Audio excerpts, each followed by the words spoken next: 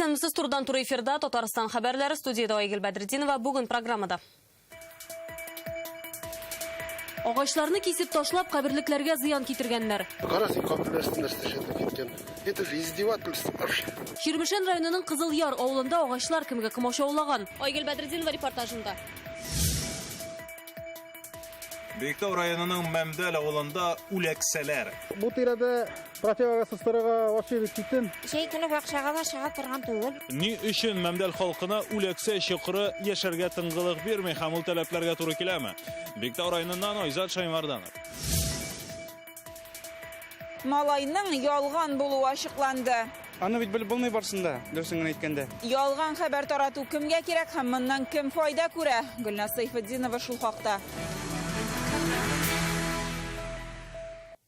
Татар теленең дәүләт статусын саклыйк. Бүген Бөтендөнья татар конгрессы шундый мөрәҗәгать белән чыкты. Аның тексты сайтларында урнаштырылган. Татар теле республика мәктәпләрендә рус теленә зыян сала дигән уйдырмалар таратыла башлады. Туган телебезнең дәүләт статусы Конституциядә игълан ителгән диелә. 2017 елда рус теленнән үткәрелгән бердәм дәүләт имтиханы күрсәткечләре буенча Татарстан Мәскәүдән соң 2нче урында диелгән мөрәҗәгатьтә. Конгресс татар теленә карата оештырылган көчле басымга каршы булуын һәм туган телебезне республика мәктәпләреннән читләштерүгә карата катгый ризасызлык белдерә. Татар теле тирәсендәге бәхәсләр Татарстан халыкларын милләтләре буенча таркатырга мөмкин. Бу безнең иң зур байлыгыбыз булып торган бердәмлекне, халыклар татулыгын юкка чыгару булыр иде. Шуңа да Бөтендөнья татар конгрессы Татарстанлыларны, мәгариф хезмәткәрләрен, укытучыларын һәм аларның әти-әниләрен ике телне дә хөрмәт итәргә өнди.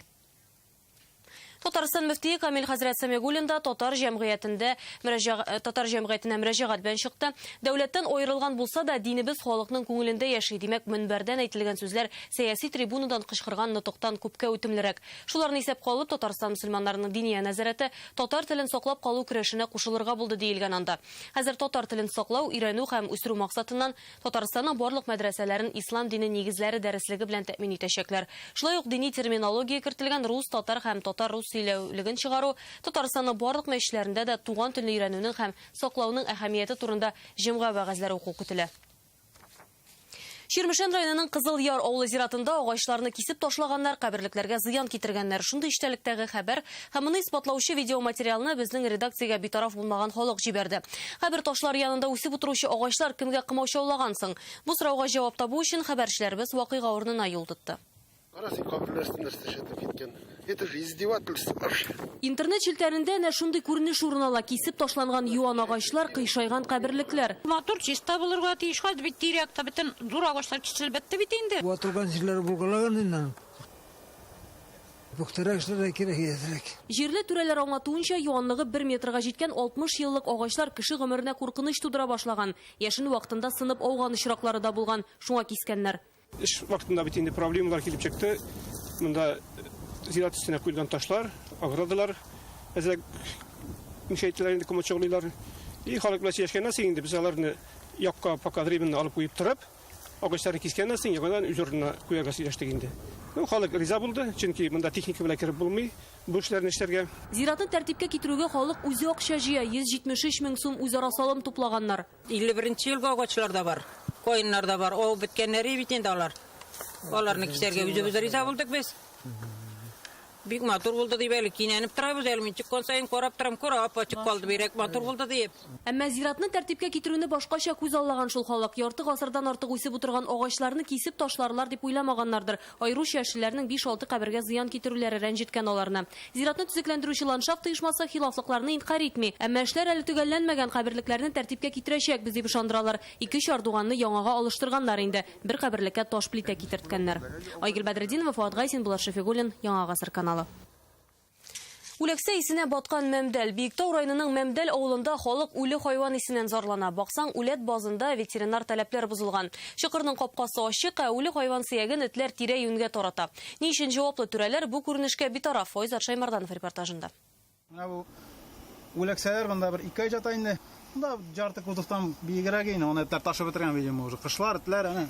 Тем более монда 200 метр безнең зыярат, бөтен җирә хәзер сөяк. Арбада үләксәләр Мәмдәлдә аны үләт базына да бушатмаганнар. Биредә ветеринар таләпләр кәгазь өчен генә булса кирәк, капкасы ачык, чокыры капланмаган. Сасы искә янына якын килерлек тә түгел. Противогаз вообще бик киттем, сугарга. Әгәр дә җир бу яктан алга таба икән, анда кешеләр жаловаться итәләр. Мондагы үләксәләр бер үләксә чокыры белән генә чикләми, янәшәдә генә агачлар янында менә шушындай сыер башын, ияк һәм башка төрле сөякләрне очратырга мөмкин. Һәм менә шушындай калдыклар зур майдан буйлап таралып ята. Хәзер сөяк калдыкларын этләр якын тирәгә тарата, ачык үләт базы исе бөтен авылга таралган. Ише килеп тора инде. Шәй көне бакчага да чыга торган түгел. Иртә белән җылы көннәрдә обязательно инде безнең бурамны шушы сасы эшләре башлар, шу үләксә эшләре. Мишәргә дип әйтсәң дә белмим. Прокуратурага барып язып тагырадык, уйламыйлар да ахыры. Үләт базы өчен Правда хуҗалыгы җавап бирә. Ул бу урынны чистартып һәм таләпләргә туры китереп тотарга тиеш. Без репортаж төшергәндә хуҗалык башлыгы Фергат Вахитов та очрады. Әмма безнең белән аралашырга вакыт тапмады. Трамасың инде, күптән торама. Я не знаю, ха, посмотрю. Күп тапкыр мөнәҗәт иттек, нишләп алай, нәрсәгә? Ярар эшләрбез. Белмим, авыл халкы хөрмәт итмидер инде бу бәндә, шул. Кешелеклек. Белмим, әйтә алмыйм, сүз таба алмыйм. Эш урынында булмаган авыл җирлеге башлыгы Фәрит Сафиуллин телефон аша үзеннән җаваплылыкны төшерде. Һәрбер көн сайын анда бит катамагыны карап булмый, анда бит зиратлар да бар, анда мәчетләр бар. Население зур бит, площадь зур. Үләт базы чыннан да ветеринар таләпләргә туры килми икән. Үләксә чыкыры белән киндә ветеринар таләпләрен туры килми. Бу якта күп мәгълүматларга кисәтүләр ясалды. Колхоз җитәкчесенә. Но бакарга үтеп келмибез әле без. Хозяйствода штат, ветеринар штаты, подбегенде вакантный, буш. Тик үләксә исенә баткан Мәмдәл авылы халкы моңа кайчанга кадәр түзәргә тиеш соң. Биектау районы хакимияте бөтен проблеманы Правда хуҗалыгы башлыгына аударып калдырды һәм тикшерү үткәрергә сүз бирде. Иртәгә бөтен службаны җыеп шунда барып киләм. Ветеринар службада алып, яңадан бер мәртәбә бу җитәкче белән сөйләшеп карыйбыз инде. Нормаль иттерәбендә. Аңлаган кеше инде моңарчы аңлага тиеш ул. Моңа инде барып җитмәй, үтеп китә инде икесенең берсе. Саф һавага һәм чисталыкка сусаган Мәмдәл халкы вәгъдә ителгән үзгәрешләрне ничек һәм кайчан сизәр? Бу теманы без күзәтеп барырбыз. Биектау районыннан Айза Шаймарданов, Ринат Сафин, Яңа Гасыр каналы. Бүген төнлә һава торышы бозыла, температура -3-ка кадәр төшәчәк, явып узган беренче карлар әлегә юл һәлакәтләренә китермәгән. Бу хакта ЮХИДИ идарәсе белдерде. Шулай да шәһәр юлларда машина йөртүчеләр кыенлыкларга очраган. Чаллы-Зәй трассасында 16 машина зыян күргән. Хәзер белгечләр төп проблема итеп җәйге көпчәкне кышкыга алыштырмауны атый.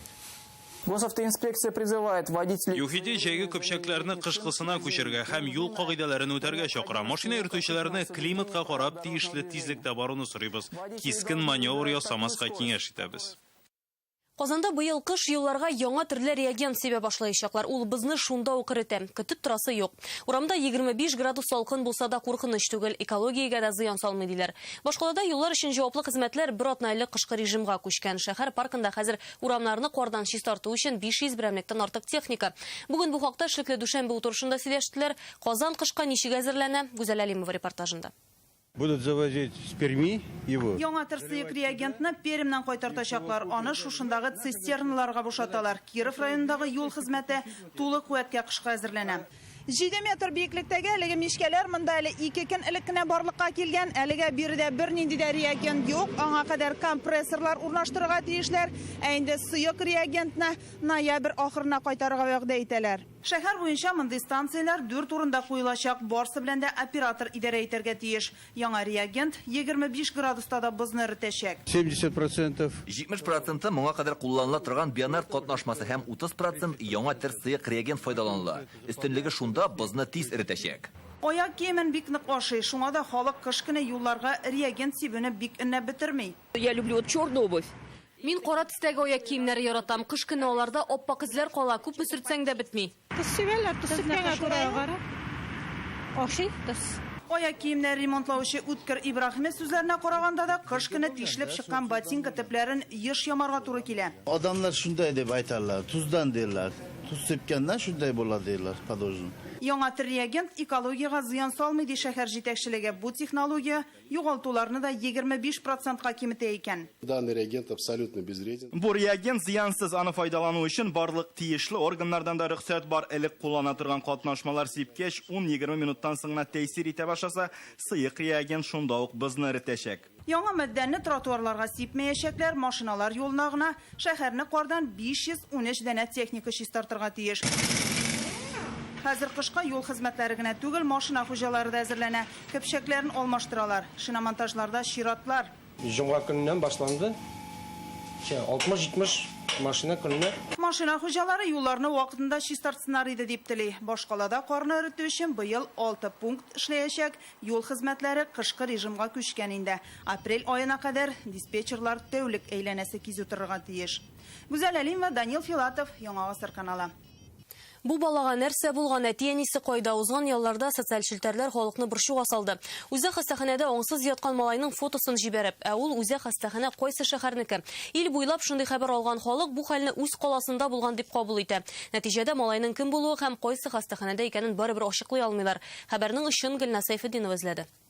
Хастаханәгә аңсыз малайны алып килделәр, карап торышка 12 яшь, туганнарын эзлиләр. Бәлки кемдер беләдер. Башка төркемнәргә дә шушы мәгълүматны җибәрегез әле. Зинһар. Мессенджер һәм социаль шелтәрләрдә яшен тизлеге белән таралды хәбәр. Ярдәм итәргә теләге зур булганга, алу белән һәркем аны башкаларга җибәрергә ашыга.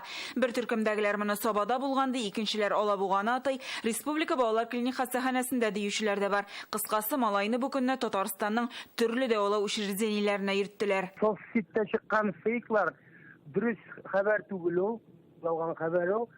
Андый чиракта булса да бездә берничә информацияны соцсетка чыгарып, туганнарын, тумачаларын, дусларын эзләмибез. Bu hafta ahırında Peknisi Cumhur'dan Şimbeden Baskırsi'nin içinde isimsiz malay bizge getirmediler. Andi işrakta, andi bağlar ki gen işrakta bizden informasyon jiberle kıdıyınga, milisiyaga и атикага. Берсенә дә алып килмәгәннәр шундый хәл булган чиракта да бәләгә юлыкканның кем булуын мондый юл белән ачыкламыйлар. Ялган хәбәр Татарстанны гына түгел, бөтен Россияны әйләнеп чыга. Кемдер бу фотоны интернетта 2 ел элек күрүен искә төшерә. Маньяктан сакланырга кушалар, куркыталар, борчуга салалар, яисә авыру балага ярдәм сорыйлар. Ялган мәгълүмат таратучылар төрле темага яза. Бу хәбәрне күп кеше укудан алар нинди файда күрә, гомумән нинди максатны күздә тота. Бу сорауга төгәл җавап юк. Если бы предположить, әгәр теракт яки җир тетрәү турында әйтсәләр, кешене хафага салырга телиләр дияр идек. Ә бу очракта ни күздә тоталар аңлап та булмый. Акча эшли алса бер хәл, бәлки аны җибәрүче хәбәр таралырмы, юкмы дип кызыксынгандыр. Кемдер җәмгыятьне сынап карый. Аны алучылар бу хәбәрне таратып кешегә ярдәм иттем дип саный. Чынлыкта ярдәм итмәсә дә. Аны бит белеп булмый барсында, дөресен генә әйткәндә. Может ул теге дөрес алмаска может бар, мошенниклар да бар бит инде. Мен бөтен хәбәргә дә ышанмыйм. Сначала тикшерәм, күбесе инде акча эшлисе килү максатыннандыр дип беләм инде мин. Белгечләр исә төрле фаразлар кура. Кемгә кирәк бу? Нидә ялган хәбәр тарату һәм әлеге ялган хәбәр тарату буенча халыкның, кешенең фикерен үзгәртү булырга мөмкин. Анда нинди булса сылтама булырга мөмкин. Әлеге сылтамага басып, кеше үзенең телефонына яисә компьютерына вирус кертергә мөмкин. Гади шаяру да, телефон, компьютерга зыян салуы да бар. Эштәлеге дә, нәтиҗәсе дә төрле булырга мөмкин. Шуңа да вирустан саклый торган программаны куллану һәм һәр хәбәрне тикшерү комачау итми. Гөлнә Сайфетдинова, Эмир Залишев, Яңа Гасыр каналы. Сез Татарстан хәбәрләре тапшыруның төп чыгарылышын карыйсыз салдагы минутларда. Шаллының күптән түгел төзекләндерелгән тукталышлары инде кабат аяныш хәлдә. Бу хакта сүз бүгенге эшлекле дүшәмбе киңәшмәсендә дә барды. На некоторые остановочные павильоны без слез не взглянешь. Әлеге тукталышларның берсеннән Илшат Аюпов. Казанлылар йөрәгенә операцияны Америка профессоры ясый. Мы используем лед при кардиоплегии. Аның эшен операция залында Фәрүзә Мәҗитова күзәтте. Рөстәм Миңнеханов бүген Америка Кушма Штатларында эш сәфәре Техас штатыннан Хьюстон шәһәреннән башланды. Планда танылган компания җитәкчелеге белән очрашу Техас Татарстан эшлекле форумында республиканың икътисади инвестиция потенциалын тәкъдим итү һәм шәхси тикшеренү университеты Райсада булу каралган. Эш программасы иртәгә Сан-Францискода дәвам итәчәк. Анда шулай ук Рөстәм Миңнеханов эшлекле очрашулар уздырырга җыена һәм халыкара технологик симпозиумда катнашачак. Моннан тыш сәфәр кысаларында Татарстанның зур компанияләре килешүләр имзалаячак дип көтелә. Чолы җәмәгать транспорты тукталышларына игълан ябыштыручылар белән көрәш башлый. Андыйларны полиция изләячәк, техник инспекция җаваплылыкка тартачак. Эш шунда ки төзекләндерелеп, узган ел гына кулланылышка тапшырылган урамнарда тукталышларның бер чиста урыны калмавы ачыклана. Бүген шәһәр мэры Наил Мәхдиев яңартуга кергән хезмәтнең әрәм булуын яшермәде. Моны күргәч, күзгә яшьләр килә ди ул. Тукталышларның бүгенге хәлен Илшат Аюпов карап чыкты. Шулман проспекты 7 чакрымга сузыла. Анда дистәләгән тукталыш бар. Юлда барганда ерактан ук менә шундый күңелсез күренеш күзгә ташлана. Biz узган ел төзекләндерелгән Шулман проспектында 31-нче мәхәллә тукталышы. Реклама өчен махсус урын, шәхси белдерүләргә такта бар. Шуңа карамастан күпләр үз белдерүләрен теләсә кайда элә. Өр-яңа тукталыш инде менә шундый хәлгә килгән. Пассажирларга тукталышлар кызганыч, әмма шуннан ары берни эшли алмыйлар. Минемчә юл бик матур күренми. Неприятно выглядит, все обшарпанное. Миңа бердә ошамый, махсус урыны бар бит. Ник шунда ябыштырмыйлар? Телефоннарын неләре бар, шуларны штрафовать итеп, кире остановка ясарга даже, наверное, можно безнең нидә. Моны бит инде теге акчалы кеше, в основном на деньги в долг тиләр. Тукталыш ясатканнары юк, әмма штрафка тарталар. Быел гына андыйларга 348 беркетмә төзелгән. 2000-нән 5000-гә кадәр штраф салынган. Шунысы кыен, ябыштыручыларның кулыннан тотып булмый. Алар әле анда, әле монда. Күрәсең, шәһәрдәге әлеге күренешләр мэрны да чыгарыннан чыгара. Ул бүгенге эшлекле дүшәмбе киңәшмәсендә җаваплылыкны арттырырга боерды. На некоторые остановочные павильоны без слез не взглянешь. Кайбер тукталышларны күргәч күздән яшьләр килә. Андый тәртип бозучылар белән административ комиссия эшләргә тиеш. Чаллыда чиста шәһәр статусына дәгъва итәргә җыена. Казан бу юлны инде моннан 4 ел элек узган иде. Хәтерләсәгез, универсиада алдыннан кемнәрдер ябыштыра торды, кемнәрдер юа торды. Нәтиҗәдә башкала урамнарын без сизәрлек, кунаклар сизмәслек итеп игъланнардан арындырдылар. Нинди алымнар кулланачакларын Чаллыда бүген хәбәр итмәделәр, әмма штрафларны эшкә җигәчәкләр. Расклейка печатной продукции. Тиешле булмаган урыннарда нәрсәдер ябыштыру, рәсемнәр ясау законга каршы килә. Административ кодексның 3-6 маддәсе буенча шәхси затларга 15 меңнән 30, юридик затларга 200-дән 500 мең сумга кадәр штраф каралган. Белдерү ябыштыручыларның күбесе читтән килгән сатучылар булуы ачыклана. Инспекция әлеге төр тәртип бозуларны ачыклауны дәвам итәчәк. Чаллыдан Илшат Аюпов, Альберт Шафигуллин, Яңа гасыр каналы. Татарстанлылар йөрәгенә операцияны Америка һәм Германия хирурглары ясый. Бүген дөньяның иң атаклы кардиобелгечләре безнең табибларга мастер-класс уздырды. Сәбәбе актуаль. Россиядә 2 кешенең берсе йөрәк кан тамырлары авыруларыннан үлә. Аны киметү өчен чит ил белгечләре тәҗрибәсен дә куллана башлыйлар. Сирәк операцияны илнең кардиохирурглары белән бергә Фәйрүзә Мәҗитова да күзәтте. Операция бүлмәсендә гадәтләнгән тынлык түгел, ә инглиз телендә җанлы фикер алышу. Хирурга Американың иң танылган галиме. Ясый да, сөйли дә. Аны бер төркем табиблар карап, тыңлап тора.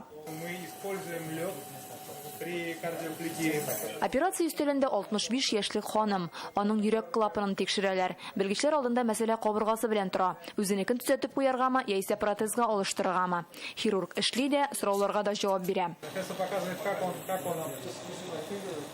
Фикер алышканнан соң протезга алыштырырга кирәклеге ачыкланды. Әлеге залда бүген чын мәгънәсендә уникаль операция бара. Аны Америка профессоры Джозеф Ву ясый. Аның эшен онлайн трансляция аша бөтен Россия хирурглары күзәтеп торалар. Илнең 30 төбәгеннән җыелган 150 белгеч исә трансляцияны Казан Республика хастаханәсенең югары технологияләр залыннан карый. Алар Казанга махсус йөрәкне өйрәнү өчен килгән. Мондай операцияләрне без үзебездә дә уздырабыз, ә көнбатыш белгечләре исә безгә караганда 2-3 тапкыр күбрәк ясый. Шуңа күрә безнең табибларга алардан өйрәнү мөһим. Иртәгә исә тагын бер шундый күрсәтмә операцияны Германия хирургы Торсен Донс ясаячак. Элек бездә дә йөрәк авырулары үлем статистикасының беренче баскычында иде. Хәзер уңай якка үзгәрттек. Чөнки бездә хәзер хәтта кичкенә шәһәрләрдә дә кардиозәкләр бар. Татарстанда да хәлләр әкренләп яхшыга үзгәрә. Соңгы 10 елда йөрәк кан тамырлары авыруларыннан үлүчеләр 25%-ка кимегән. Фәйрүзә Мәҗитова, Андрей Сантальцев, Яңа гасыр каналы. Иртәгә Уфада Татар кызы 2017 халыкара конкурсында җиңүче исеме ачыкланачак. Быел әлеге титул өчен 12 сылу көрәшә. Финалга әзерлек Уфада 10 көн алдан башланды. Кызлар Нур театрында күнекмәләр алды.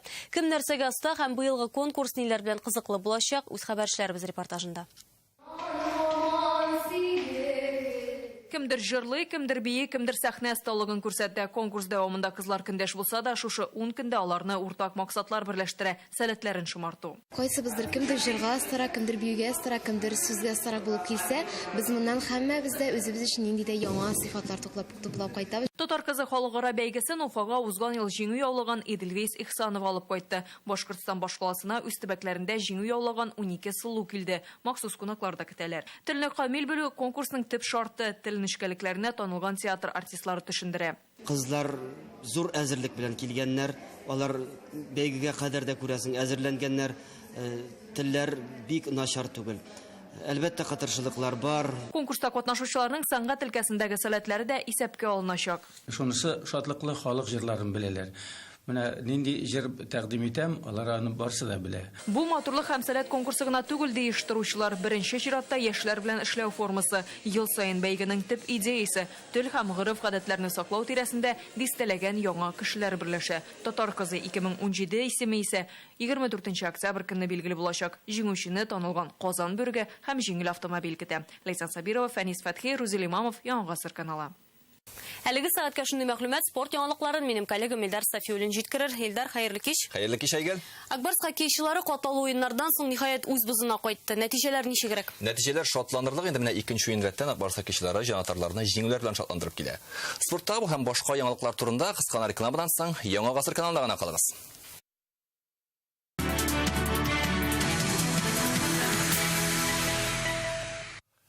Зенит Казан волейболчылары 3-0 күрсәткече белән Кузбассны җиңде. Динамо Казан волейболчы кызлары Чиләбедән килгән көндәшләрен тармар итте. Менә авыр атлетика ярышында Татарстан кызы чемпион исемен яулады. Мария Петрова Албаниядә узган Европа күләмендәге ярышта 75 килограмма кадәрле үлчәмдә чемпион исеменә лаек. Республика вәкиле 236 килограмм нәтиҗә күрсәтте. Икенче урында Украина кызы, 3тә Германия спортчысы. Ярышлар югары дәрәҗәдә оештырылган ди алтын медаль иясе. Анда Европаның иң көчле атлетлары җыелган. 20-23 яшькә чабылган спортчылар штанга күтәрүдә осталыкларын күрсәтте. Түбән Каманың нефтехимик хоккейчылары Екатеринбургның автомобилист командасын 2-0 исәбе белән җиңде. Акбарстарда бу көннәрдә үз тамашачыларын җиңүләр белән шатландыра. Тракторга каршы уенны искә төшерсә, Казанлылар беренче 20 минутлыкта 6 гол кертеп өлгергән булса, бу ел тамашачыларга тәүге алканы 19 минут көтәргә туры килде. Исәпне Иржи Секич ачып җибәрә. Владимир Ткачев икенче голны юллады. Акбарс хорошая быстрая команда. Акбарс ул бик хәрәкәтчән, җитез команда. Без әлегә мөмкинлекләрне тормышка ашыра алмыйбыз. Йомгаклау өлешендә дә Акбарслар өстенлекне саклап калды. Никита Яськов Металлургка 3нче голны кертте. Иржи Секич җанатарларны дубль белән шатландырып, уенга җиңү ноктасын куйды. Нәтиҗә 4-0 Акбарс файдасына. Это серьезный соперник. Бу бик максатчан, җитди команда, начар уйныйлар дип әйтеп булмый. Аларның үзләренең характеры бар. Без бу очрашуга бик җаваплы әзерләндек. Иртәгә кичке 8нче яртыда Казанлылар автомобиль командасы белән ярышып, үз бызында уйнау сериясын төгәлләй. Балык бәйсәсендә бу көннәрдә җәйдән ату буенча Татарстан күләмендәге ачык ярышлар үтте. Анда Татарстанның төрле шәһәр һәм районнарыннан 120-гә якын төс атучы җыелган. Моннан тыш Марел, Удмуртия һәм Самардан да вәкилләр бар иде. Катнашучылар 18 метр ярылыкта атуда осталыкларын күрсәтте. Казан, Мамадыш югары остан спортчылары җиңүләрен бәйрәм итте. Әлегә менә шундый яңалыклар иде. Игътибарыгыз өчен рәхмәт. Исән сау булыгыз.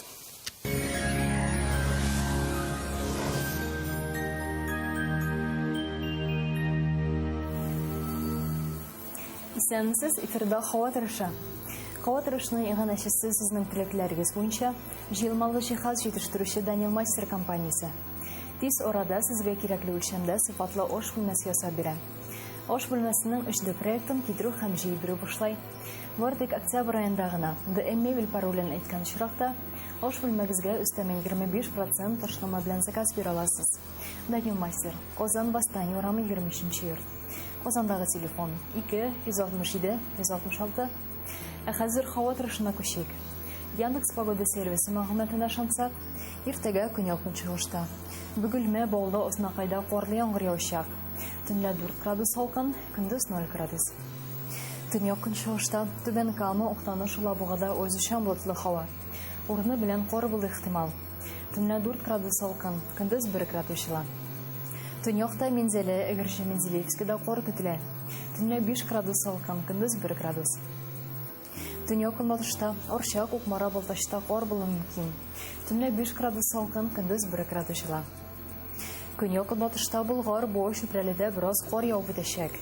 Төнлә 4 градус салкын, көндез 1 градус җылы. Үзәктә Чистай, Нурлат, Аксубайда вакыты белән карлы яңгыр яучак. Төнлә 4 градус салкын, көндез 1 градус җылы. Алда көннәрдә һава торышында үзгәрешләр көтелми. Сезнең игътибарга yana бер файдалы мәгълүмат. Һава торышының яңанашысы компрессорныдагы мегамебель. Ул шәһәрне иң зур җиһаз кибетә. 200 төрле компания җитештерген җиһазлар 4 катта тәкъдим ителә. Рәхим итегез, машина куючының айлы урыннар. Компрессорныдагы Мегамебель. Казан, Сибирь тракта 34. Мегамебель на Компрессорном. Самый большой мебельный центр города. Высокий доход ближе, чем кажется. Кредитный потребительский кооператив «Семейная копилка» объявляет акцию. Только в октябре при оформлении сбережений по программе «Накопительная» предоставляем пайщикам сертификат на покупку бытовой техники. Все подробности по телефону 239 17 36. Город Казань, улица Чистопольская, 55. Тапшырны игъначысы «Семейная копилка» кредит кулланучы кооперативы. Вакыт бара кремегез арта. Казан, Чистай урамы 55 йорт. Башкалабыз Казанда да кор көтелә, температура төнлә 4 градус салкын, көндез 1 градус жылы. Төньяк батыштан уртача тизлектә җил. Атмосфера басымы Төркемеш баганасының 766 мм тәшкил итә. Һаваның чагыштырма чадымлылыгы 74%. Магнит бураны булу ихтимал, үзегезне саклагыз. Сезне игътибарга яңа бер файдалы мәгълүмат. Бакирова шифаханасы республикада гына түгел, шулай ук бөтен Россиядә дә танылган. Биредә ел сайын 17 меңнән артык кеше сәламәтлеген ныгыта. Шифалы үләннәр, балчык белән дәвалау, тәҗрибәле табиблар һәм кунакчыл хезмәткәрләр сезгә сәламәтлегегезне ныгытырга ярдәм итәр. Наконец-то я приехал в Бакирово. Райский уголок, Татарстанская Швейцария. Слов нет. Питание чудо, шведский стол, комфортные переходы, цеста и грязи делают чудеса. Бакирово. Наш санаторий.